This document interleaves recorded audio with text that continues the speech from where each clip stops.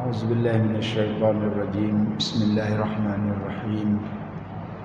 الحمد لله رب العالمين، الصلاة والسلام على أشرف الأنبياء والمرسلين سيدنا ومولانا محمد وعلى آله وصحبه أجمعين. قال رب اشرح لي صدري ويسر لي أمري واحلل عقدة من لساني يفقهوا قولي. سبحانك لا علم لنا إلا ما علمتنا إنك أنت العليم الحكيم. اللهم علمنا ما ينفعنا وانفعنا بما علمتنا وزدنا علما. اللهم أغننا بالعلم وزينا بالحلم وأكرمنا بالتقوى وجملنا بالعافية. اللهم اجعل قولي قولا مؤثرا في قلبي وقلوب الحاضرين والمستمعين برحمتك يا أرحم الراحمين. والحمد لله رب العالمين. Alhamdulillah, dulu kini dan selamanya kita rafakkan ke hadirat Allah Subhanahu wa taala. Pada pagi ini masih lagi Allah Subhanahu wa taala memberi dan mengizinkan kepada kita kehidupan untuk kita sama-sama berada di sini. Semoga dengan itu menjadi persiapan dan juga bekalan untuk kita bertemu dengannya pada satu hari nanti. Pada hari yang Allah Subhanahu wa taala menyebut dalam Al-Quran, yauma la yanfa'u malun wala banun illa man atallaha biqalbin salim. Pada hari yang tidak boleh memberi manfaat oleh harta benda dan anak bina, melainkan mereka yang datang kepada Allah dengan hati yang sejahtera. Lalu ditafsirkan oleh ulama kita, hati yang sejahtera itu ialah hati yang sejahtera daripada kesyirikan dan kemaksiatan. Tuan-tuan dan puan-puan dihormati sekalian, dihormati dikasihi tuan pengerusi masjid, tuan-tuan imam, tuan-tuan bilal, seluruh ahli jawatan kuasa, para ilmuwan dan astazizah, tuan-tuan guru dan bapa-bapa, tuan-tuan dan puan-puan, assalamualaikum warahmatullahi wabarakatuh. Kembali kepada apa yang saya sebutkan sebentar tadi. Nabi SAW mengajar kita apabila kita nak tidur, maka kita diminta supaya berdoa. Begitu juga membaca seperti ayat kursi dan juga 4 kul ataupun 3 kul dan sebagainya. Maka salah satu daripada doa yang kita baca semalam, tuan-tuan dan puan-puan, dan juga saya telah membaca doa, dan alhamdulillah pada pagi ini Allah Ta'ala menerima doa kita semalam. Bismika Rabbi wada'tu jambi. Wahai Tuhan, dengan nama Engkau, dengan izin Engkau, dengan rahmat Engkau, dengan apa? Kudrat dan iradat Engkau lah, aku nak letak dalam lambungku ini, yakni isyarat kepada nak tidur. Dan dengan izin Engkau jugalah aku angkat balik. Bila Engkau berikan kepadaku keizinan untuk hidup pagi esok, maka inilah pagi ni. Lalu kita minta, in amsak nafsi farhamha, sekiranya Engkau pegang rohku, yakni matilah. Bila Engkau pegang rohku, Kau tak bagi balik. Sekarang ni kita nak tidur, roh duduk dengan kita lagi. Bila kita tidur, roh kita akan diangkat naik. Kemudian Allah Ta'ala kita minta, ya Tuhan, kalau sekiranya ruh yang Kau ambil di saat ini aku tidur ni, aku nak tidur sekejap lagi ni, Engkau ambil, yakni Kau tak izinkan balik, Kau tak hantar balik, maka aku mohon dan aku minta, ya Allah, Kau rahmatilah dia. Dan sekiranya wa in arsaltaha, sekiranya Engkau hantar balik ruh aku pada besok pagi, maka pada pagi ini Allah Ta'ala menghantar balik ruh kita. Sebab itu saya boleh datang ke masjid, tuan-tuan dan puan-puan juga boleh datang ke masjid. Dan mana-mana yang tidak mati itu, maknanya Allah Ta'ala telah bagi balik ruh tersebut kepada kita. Lalu kita minta fahfazha, lalu aku nak minta, aku nak mohon, Kau jagalah, Kau peliharalah dia, Kau hindarkanlah dia, kama tahfazu ibadakas salihin, sebagaimana Engkau menjaga, Kau memelihara hamba-hamba Engkau yang soleh. Maka itu di antara doa yang kita baca ketika mana kita nak tidur. Tetapi golek ataupun kebiasaannya orang Malaysia kita ini, dia baca doa tidur yang pendek tu. Bismikallahumma ahya wa amut. Dia baca yang tu. Dulu pun saya baca yang tu juga. Tapi bila saya jumpa doa ini, nampaknya cantik doanya dari segi makna dan sebagainya, maka saya baca doa dua-dua sekali. Bismika rabbi wada'tu jambi wa bihi arfa' in amsak nafsi farhamha wa in arsaltaha fahfazha kama tahfazu ibadikas salihin. Baca doa tu. Mudah-mudahan Allah Subhanahu wa taala sekiranya Allah Ta'ala matikan kita, maka kita sudah minta awal-awal supaya Allah Ta'ala rahmat kita. Dan kalau Allah Ta'ala hidupkan kita balik pada pagi esok, maka kita minta Allah Ta'ala jaga kita daripada syaitan dan sebagaimana yang kita ketahuilah. Sebagaimana yang Allah Ta'ala jaga dan pelihara akan hamba-hamba Allah Ta'ala yang soleh, yang baik-baik. Tuan-tuan dan puan-puan dihormati dikasihi sekalian, sebagaimana yang saya sebut pada pagi ini, saya tidak meneruskan kuliah maghrib saya. Tajuk kuliah maghrib saya ambil tajuk lain sikit, tapi walau bagaimanapun sedikit sebanyak ada kaitan dengan tajuk ataupun isi kepada kuliah maghrib saya.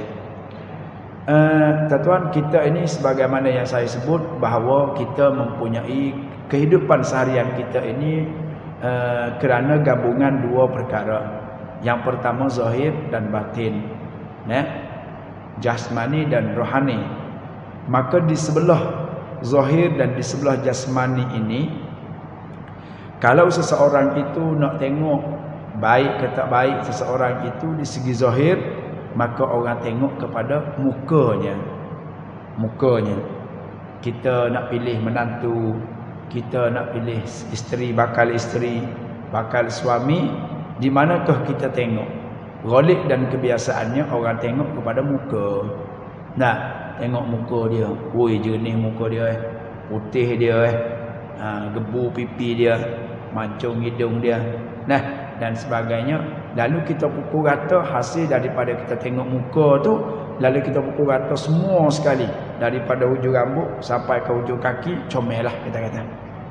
Comel. Nah, boleh buat menantu, boleh buat suami, boleh buat isteri. Kita setuju. Nah, walaupun kadang-kadang muka dia comel, tapi ada lah anggota dia yang tak comel. Mungkin belakang dia ada parut, tangan dia ada parut, tapi orang kira tak kisah dah yang tu tengok muka dia dah. Baik, itu di sebelah zahir, di sebelah jasmani. Di sebelah rohani atau di sebelah dalam, di sebelah batin pula, di mana orang nak tengok? Maka kita refer dan kita kembali kepada hadis Nabi itulah. Ala wa inna fil jasadi mudghah idza salahat jasadu kulluh wa idza fasada jasadu kulluh.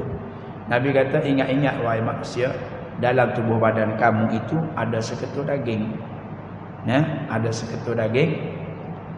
Sekiranya baik daging itu, maka baiklah keseluruhannya. Dan sekiranya rosaknya seketul daging itu, maka rosaklah seluruhnya. Ala wahyal qalbu. Dan itulah yang dikatakan hati. Baik, pada pagi ini saya nak membawa tajuk mengenai dengan hati juga, yang dibicarakan oleh imam yang masyhur, kitab yang muktabar, kitab yang diguna pakai bukan di Malaysia semata-mata, tapi di seluruh negara, iaitu kitab yang dikarang oleh Al-Imam Al-Ghazali, Abu Hamid Al-Ghazali. Kemudian nama kitabnya ini ialah Ihya Ulumuddin. Tuan-tuan dan puan boleh nanti balik di rumah, kalau rasa tak puas hati dengan apa yang saya sebut ini, rasa nak lebih lagi maklumatnya, tuan-tuan boleh buka kitab Ihya Ulumuddin dalam juzuk yang ketiga. Dia ada 4, 5. Tuan-tuan boleh tengok dalam juzuk yang ketiga. Apa tajuk kita? Kalaulah tadi kita tengok kepada muka, apabila kita nak buat isteri, nak buat suami dan sebagainya, maka bila orang nak tengok kepada seorang itu di sebelah batin, maka tengoklah kepada hatinya. Baik, hati ini bukan manusia saja yang cemburu. Allah Ta'ala pun tengok kepada hati. La innallaha la yanzuru illa suwarikum wala ila amwalikum walakin yanzuru ila qulubikum wa amalikum. Kata Nabi SAW, Allah Ta'ala tidak menengok, tidak melihat kepada suar, yakni rupa bentuk kita, comel ke kita, macam mana tak comel ke kita, tinggi rendah hitam putih kita, gebu tak gebu kita, Allah Ta'ala tak tengok di situ. Tetapi Allah Ta'ala tengok kepada begitu juga Allah Ta'ala tidak tengok kepada harta-harta kamu. Rupa dan harta Allah Ta'ala tidak tengok. Tetapi walakin akan tetapi Allah Ta'ala itu melihat kepada apa? Ila qulubikum wa a'malikum. Allah Ta'ala tengok kepada hati-hati kamu dan juga kepada amal kerja kamu, baik ke tak baik. Nah, tadi tuan-tuan kita sama-sama mengaminkan imam, doa yang dibacakan oleh imam kita. Imam kita kata, Allahumma khtim lana bi husnil khatimah wa la takhtim alaina bi su'il khatimah. Wahai Tuhan, kau tutupkanlah, kau akhirkanlah kehidupanku di dunia ini dengan husnul khatimah, dengan kesudahan yang baik. Jangan kau tutupkan ataupun kau tarik nafas dan nyawaku ini dalam keadaan buruk penghujungnya. Kita minta, lalu kita semua mengatakan amin. Nah, maka tuan-tuan, baik buruk seseorang itu, baik buruk seseorang itu dia refer dan dia kembali kepada hati dia lah. Hati dia lah. Kalau hati dia baik, walaupun anggota luar dia tidak comel, tidak cantik, seperti kita kata anggotanya adalah cacat, anggotanya tidak putih, hitam tapi manis, nah dan sebagainya, tak mengapa, kerana zahir akan mengikut yang batin. Duduk situ. Baik, soalan yang kedua, bukan manusia saja Allah Ta'ala telah bagi tahu kepada kita tumpuannya kepada hati. Manusia juga begitu. Tetapi kita jangan lupa bahawa kita ini ada musuh. Kita ada musuh. Bukan musuh kita Pak Mak itu dah, bukan. Musuh kita ini siapa Allah Ta'ala sebut sendiri dalam Al-Quran. Hari ni hari Sabtu, semalam hari Jumaat, hari Khamis malam Jumaat. Ghalib dan biasanya kita akan baca surah Yasin buat tahlil. Dalam ayat surah Yasin itu Allah Ta'ala kata, inna syaitana lakum adukum mubin. Sesungguhnya syaitan itu bagi kamu adalah musuh yang nyata, yang jelas. Baik, maka syaitan sebagai musuh kita, dia juga ingin memiliki hati. Itulah sebabnya Imam Al-Ghazali dalam kitab ini dia membicarakan satu bab, satu tajuk dengan tajuk yang diberikan. Dia kata babu bayani tafsili madakhilis syaitan ilal qalbi. Ini satu bab pada nak menyatakan, nak menerang, nak memberitahu, nak mendedah, nak apa lagi yang seerti dengan dia, dengan secara tafsil, dengan secara tafsir, dengan cara panjang lebar. Madakhilis syaitan, madakhil jamak daripada madkhal. Madkhal diambil daripada perkataan dakhala. Bagi siapa yang belajar tata bahasa Arab, maka dakhala itu fa'il madhi, yadkhulu fa'il mudhari', udkhul fa'il amr, lalu dia mari dengan alat, ismul makan, isim alat dan isim makan. Ini dipanggil dengan ismul makan, tempat. Maka madkhal satu tempat masuk. Dakhala makna masuk, madkhal satu tempat masuk. Madakhil jamak dia tempat-tempat masuk. Gitu ya. Ini satu bab pada nak menerang dan nak menyatakan dengan secara tafsir tempat-tempat masuk syaitan. Madakhilus syaitan, tempat-tempat masuk syaitan. Ke mana syaitan nak masuk? Soalan dulu supaya kita lebih faham insya-Allah. Ke mana syaitan nak masuk ni? Pintu-pintu syaitan ni dia nak masuk ke mana? Ilal qalbi, kepada hati. Rupanya hati kita ini Imam Ghazali menyebut dengan panjang lebar dalam kitab yang sama, bab yang sebelum. Dia kata hati-hati manusia ini ialah segumpal darah. Dia kata segumpal darah yang berada di sebelah kanan. Sebelah kanan. Kemudian dia kata hati ini mempunyai dua makna. Yang pertama makna zahir dan makna batin. Yang zahir itu dia kata aku tinggalkan kepada para atibba, para doktor yang pakar yang membahaskan mengenai dengan hati yang zahir. Sebab itu bila kita belah dada kita ni, lalu kita tengok rupanya hati kita begini-begini, warna begini dan sebagainya.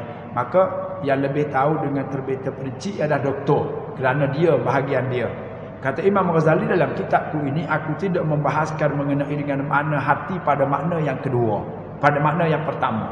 Aku membahaskan pada makna yang kedua, iaitu hati yang diberi takrifkan dengan nurun rabbaniyun, hati yang boleh menerima cahaya panduan ilham taufik daripada Allah Ta'ala.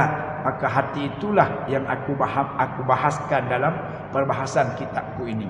Maka ingatlah bahawa bila disebut hati, maka ianya membawa makna dua, satu zahir, satu batin. Maka yang zahir yang kita buka lalu kita tengok dia tu, itu zahir. Lalu kitab kita ini tak berbicara yang tu, kita nak berbicara peranan hati itu, peranan hati itu. Maka dengan itu peranan hati ini besar, sehingga Allah Ta'ala melihat kita ini hati dan juga amalan yang kita buat.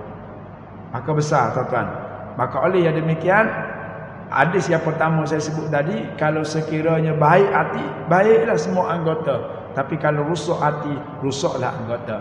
Maka baik ke tak baik ke hati itu, maka kembali kepada Tuhan dia. Tuhan dia nak ke mana? Nah, sebab tu kata Imam Ghazali juga, dia kata dalam perbahasan ini ada nafsu, ada hati, ada roh, ada apa satu lagi, 4 benda. Maka dia kata keempat-empat benda ini galiknya apabila disebut roh, maka dia kembali kepada hati juga. Bila disebut nafsu, dia kembali kepada hati juga. Kerana disitulah tempat pandangan Allah Subhanahu Wa Taala. Baik, tuan-tuan dan puan, kenapa syaitan nak masuk dalam hati manusia? Kenapa syaitan ini nak masuk ke dalam hati manusia? Kenapa dia tidak masuk ke dalam paru-paru ke, tangan ke, perut ke, akal ke? Itu dia sudah biasa dah.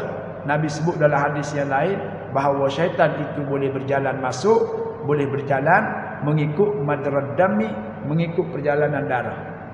Syaitan boleh masuk dalam tubuh badan kita ini mengikut perjalanan darah. Sebab itu salah satu daripada jalan supaya kita tak bagi syaitan masuk dalam tubuh badan kita ini, bila menguap hendaklah ditutup. Bila menguap jangan tak tutup. Menguap tutup. Tutup. Walaupun dia boleh masuk ikut jalan lain. Baik. Lalu Imam Ghazali menyebut, dia kata, "I'lam, ketahui olehmu, orang yang membaca kitabku ini ataupun orang yang mendengar kitabku ini, ketahuilah oleh kamu berdua bahawasanya perumpamaan hati itu ibarat seperti benteng, tempat yang tempat yang kukuh, tempat yang dijagai, tempat yang paling tinggi, tempat yang berharga. Maka syaitan sebagai musuh ingin masuk ke tempat tersebut dan ingin memiliki dan mentakluk. Lalu dia buat perumpamaan. Kalau kita nak buat perumpamaan macam mana? Maka dia kata, kalau nak buat perumpamaan, hati itu diibarat seperti raja, maka tangan, kaki, hidung, mata, perut dan sebagainya itu ibarat seperti menteri-menterinya ataupun staf-stafnya. Maka itulah sebabnya tuan-tuan dan puan dapat fahamlah bahawanya sebab apa syaitan suka masuk dalam hati, kerana hati itu raja. Dan apabila boleh ditakluki, apabila raja ataupun orang yang nombor satu itu boleh ditakluki, maka ketika itu syaitan akan dapat menakluki semua sekali. Bila dia boleh takluk hati, berarti dia boleh takluk tangan, dia boleh pegang, dia boleh kawal tangan, kaki, mata, perut dan sebagainya. Begitu juga mulut. Semua anggota lain lalu dia boleh jaga. Sebab itu kata Imam Al-Ghazali rahimahullah, dia kata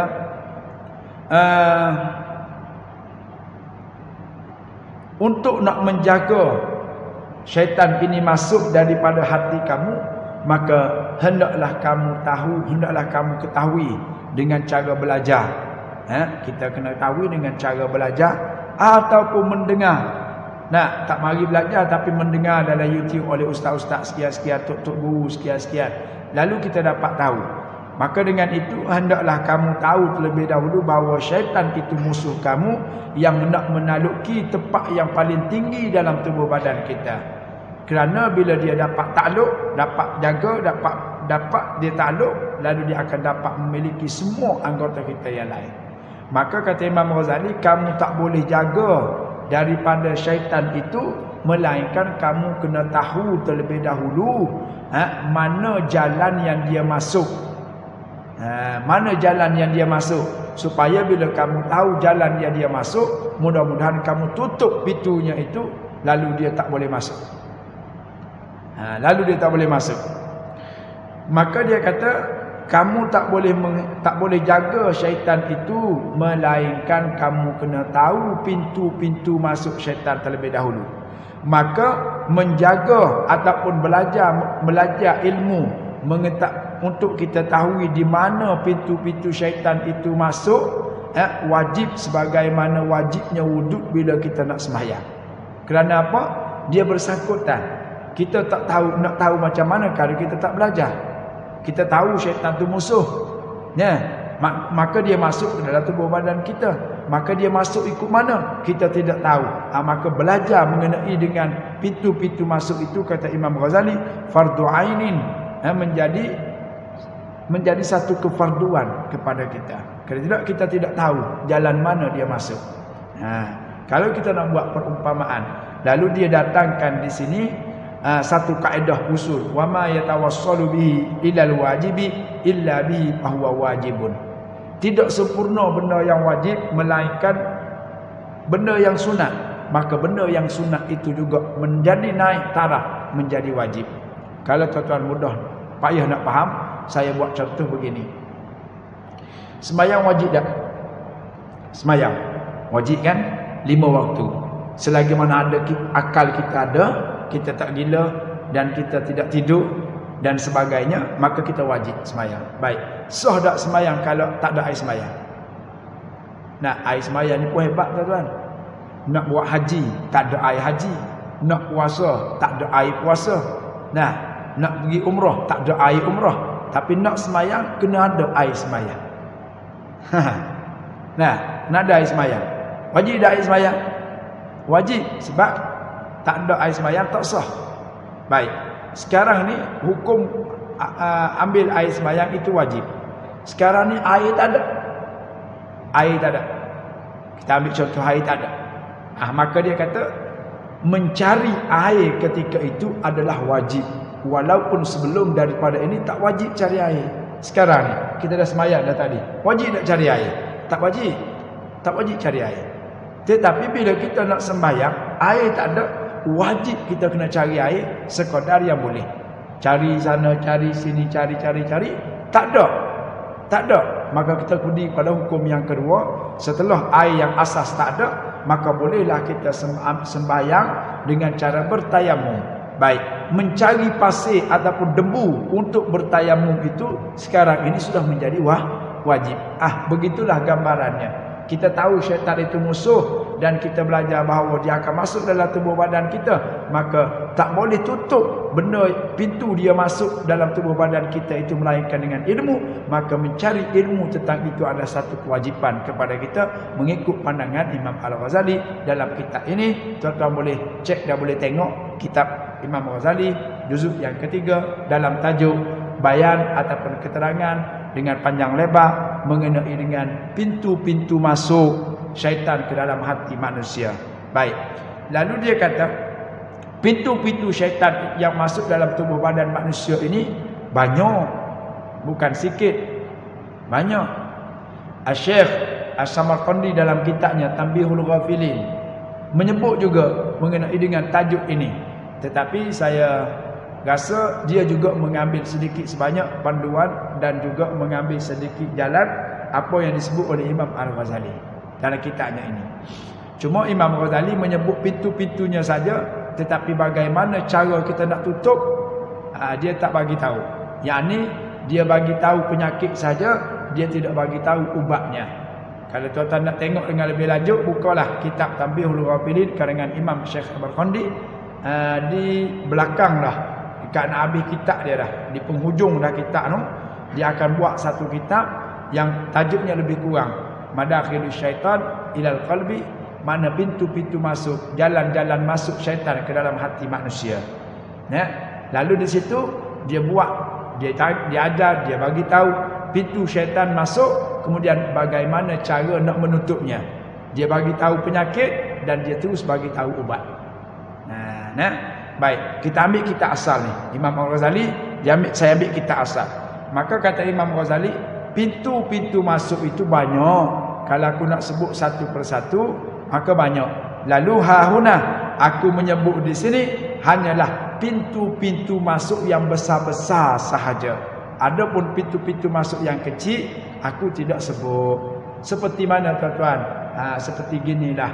Dekat kita ni ada banyak pintu besar tak? Ada 1, 2, 3, 4, 5. Maka kata Imam Ghazali, seolah-olahnya kalau aku nak bayangkan mengenai dengan masjid ini, maka aku bagi tahu pintu-pintu yang besar saja. Ada pun pintu yang kecil-kecil tu, yang tepi-tepi tu, yang ada tu, dan sebagainya, aku tidak bahaskan. Bermakna ini adalah bukan 100% disebut oleh Imam Ghazali dengan secara terang-terang, hanyalah disebut pintu-pintu besar sahaja. Baik. Kita ambil sedikit mengikut sekadar yang dan masa yang sempat. Dia kata famin abwabil azimah. Famin abwabihil azimah.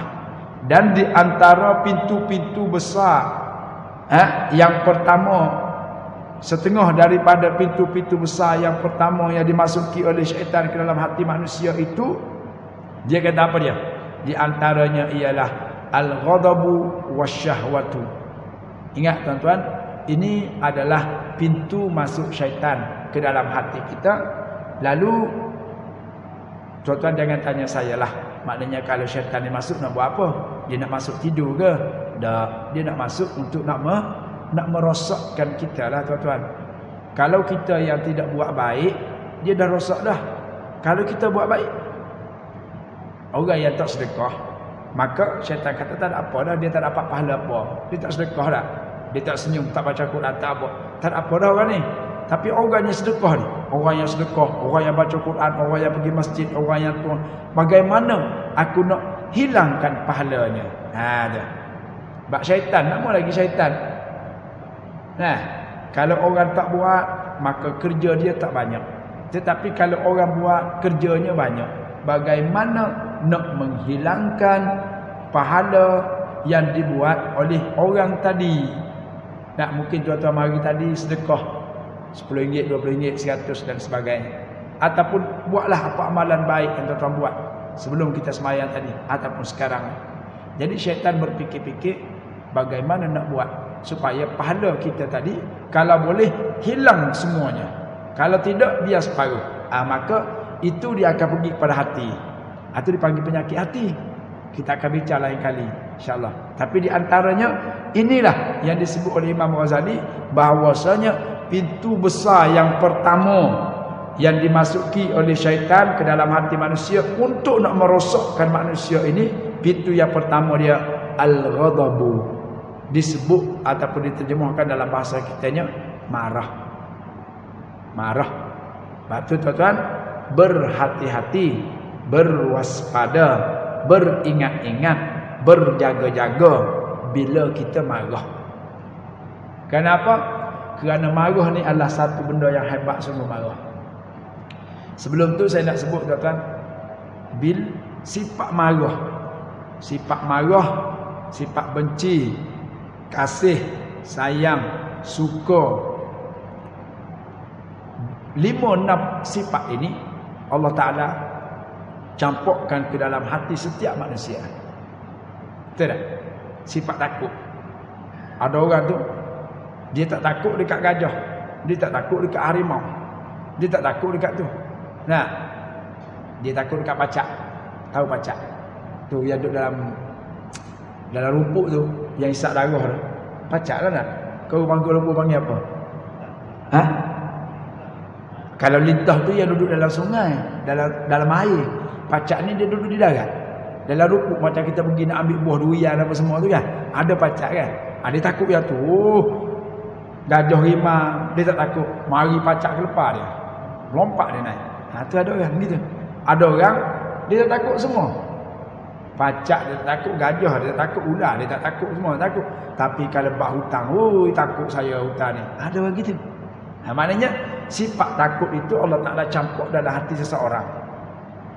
Begitu juga benci, begitu juga dengan sayang. Baik di sini sifat marah, sama juga. Marah itu Allah Taala campur ke dalam hati setiap makhluk dia. Nah, orang tua dia lambat marah sikit. Nah, sebab dia berhati-hati, berjaga-jaga. Nah, orang muda dia cepat sikit marah. Nah, tak kena sikit marah selalu. Dah. Baik. Maka kita jangan salahkan, jangan kita sebut kata oh marah ni tak baik. Marah daripada syaitan. Nah, jalan syaitan ni, pintu syaitan ni, masuklah hati ni, marah ni. Dah. Bukan. Sebagaimana benci, sebagaimana kasih, sebagaimana sayang, sebagaimana takut tadi. Semua itu mempunyai kemuliaan sekiranya kita letak pada tempatnya.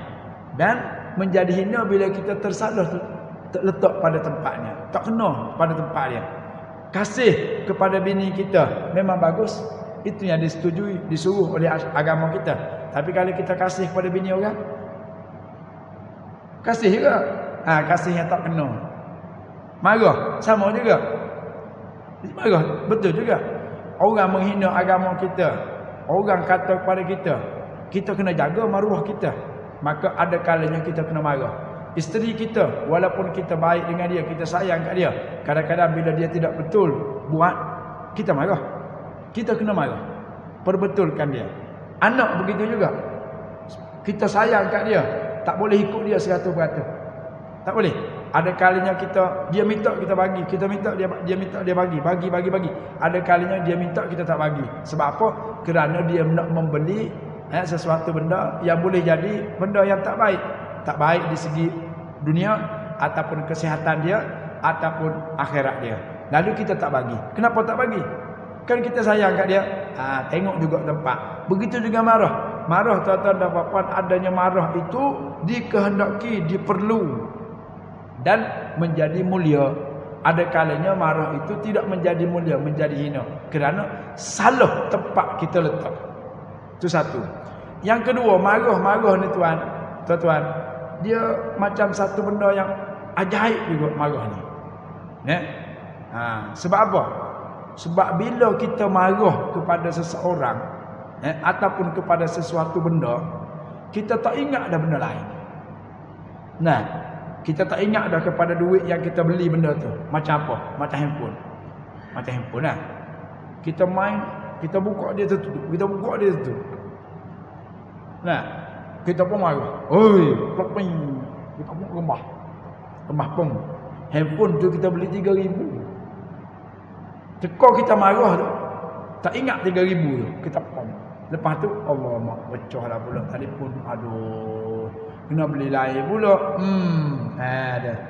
Marah punya pasal. Orang yang macam saya ni kalau marah, dia boleh tinggal ambil serban ni letak atas meja dulu. Dia marah dulu. Lepas tu baru ambil semula serban. Bawa balik. Saya bagi tahu tu tuan sebab Ustaz Zamzuri bagi tahu. Datuk Samsuri yang Penang. Dia kata ada satu hari dia bawa kereta dekat dengan tol.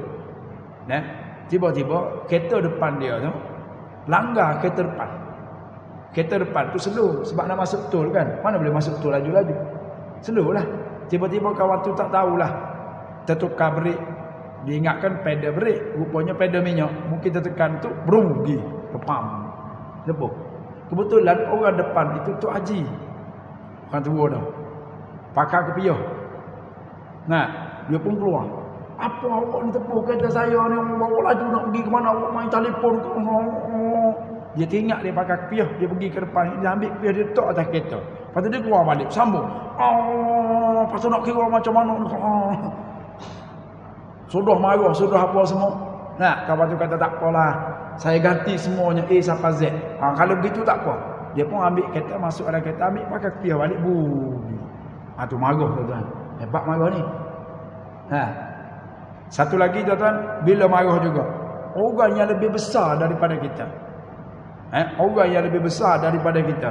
Bila marah, kita nampak dia kecil je. Betul tak? Kita nampak dia kecil. Nah, lepas marah tu, habis marah tu, kita pergi tengok pula. Ya Allah, besarnya tubuh dia. Sekali dia bam aku juga aku marah tu.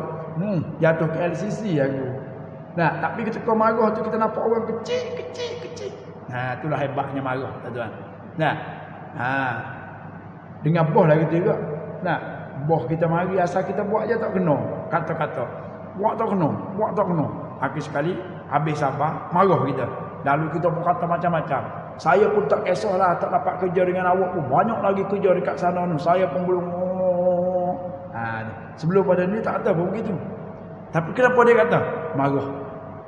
Nah, sebab tu marah ni tuan-tuan dan puan. Satu, dia juga penawar, dia juga penyakit. Maka penawar itu bila kita kena pada tempatnya. Nah, penyakit bila tak kena pada tempatnya. Ni. Nah, ya tuan-tuan dan puan, kena berhati-hati, kena beringat-ingatlah. Nabi pun SAW menyebut dalam hadis yang pendek, ringkas tapi padat, la taghdab. Nah, Nabi kata jangan kamu marah. Nah, habis tu kita tak boleh marah langsung. Dah kena tempat. Macam benci tadi juga. Benci kalau kena pada tempatnya dia menjadi mulia. Benci tak kena pada tempatnya menjadi hina. Tak? Benci kepada kita sesama Islam, sama mukmin, tak boleh. Nah, tak boleh. Marah begitu juga. Kena pada tempatnya maka dia jadi mulia. Tak kena pada tempatnya dia menjadi hina. Maka nak letak dia itulah dipanggil hikmah. Kita nak letak sesuatu benda itu kena pada tempatnya, itulah dipanggil hikmah. Ada tempat ni kena marah. Nah, marah. Tempat ni tak boleh marah. Jangan marah. Nah, ni siapa orang menghina agama kita tak marah. Tu dia panggil mungkin tak kena pada tempat juga tu. Nah, maka kena marah tu boleh, tapi mengikut saluran-saluran yang telah dibenarkan. Itu yang pertama. Yang kedua saya ambil sikit ya. Yang kedua ialah wasyahwatu. Syahwat. Syahwat. Kita pun panggil syahwat juga tak? Oh lah, bahasa ikut nafsu syahwat. Nafsu bahasa Arab, syahwat bahasa Arab. Dua-dua bahasa Arab. Sama juga dengan fakir miskin. Mari mana ji? Mari ziarah fakir miskin. Fakir bahasa Arab, miskin bahasa Arab.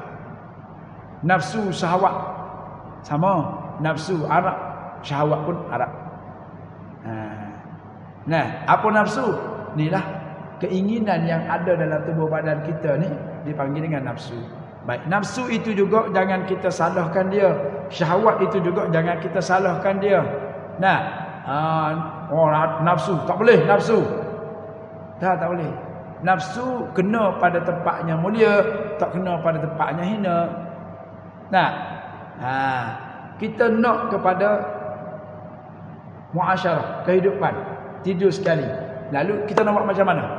Kita pergi Pinang, pergi jumpa walinya, kita minta dan kita akad nikah. Beres.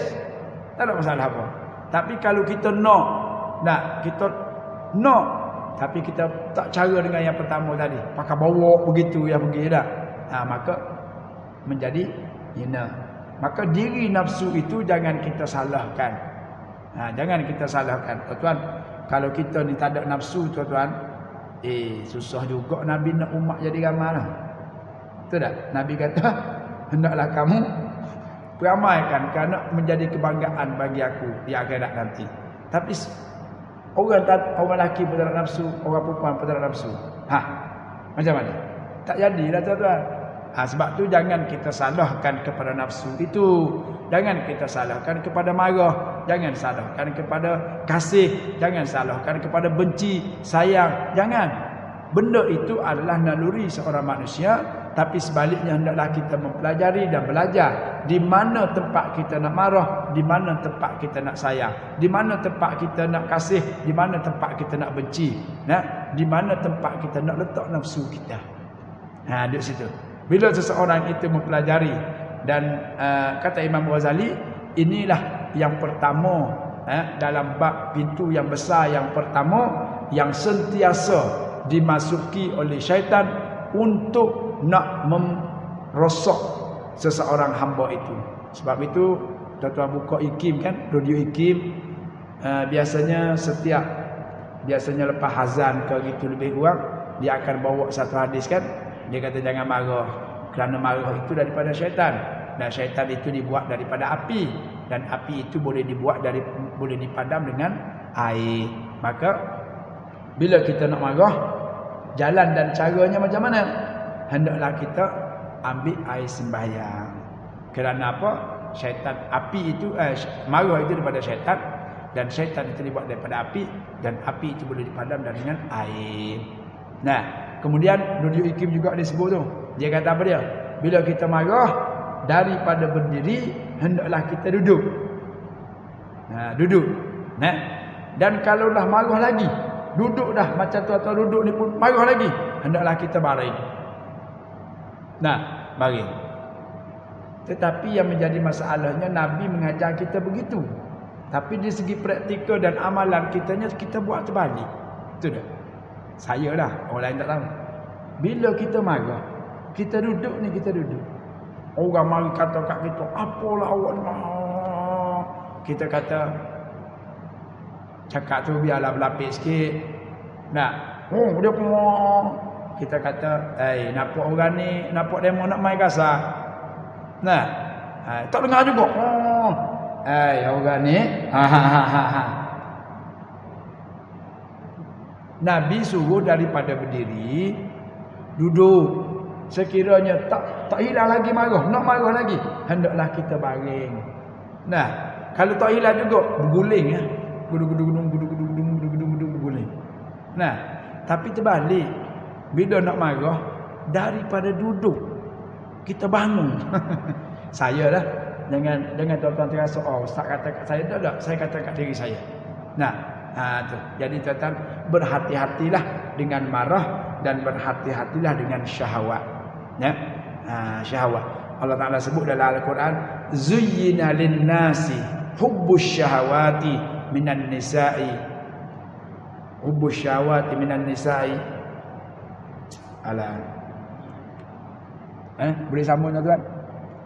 Hubbus syahawati minan nisa'i wal banina wal qanatiril muqantarati minadh dhahabi wal fiddati wal khailil musawwamati wal an'ami wal harth. Itulah dia syahwat. Nanti kita tengok lain kali lah tuan-tuan. Syahwat itu bukan satu tu je. Daripada harta, daripada perempuan, daripada kereta-kereta, daripada itu dipanggil syahwat semua tu. Duduk di bawah syahwat, dan syahwat itu duduk di bawah nafsu. Nah, maka kena tak kena itu boleh, asalkan kena dengan agama dan syariat, tak ada masalah. Nah, itu kita akan tengok tuan akan datang. Yang baik pastinya daripada Allah Ta'ala, yang tidak betul daripada kelemahan kejahilan terkasar bahasa, tersilap berbicara. Maaf lebih 2 minit. Semoga kita dipertemukan lain kali, dan ilmu yang saya berikan ini sedikit sebanyak memberi manfaat kepada diri saya terlebih dahulu, dan juga kepada diri tuan-tuan dan puan-puan.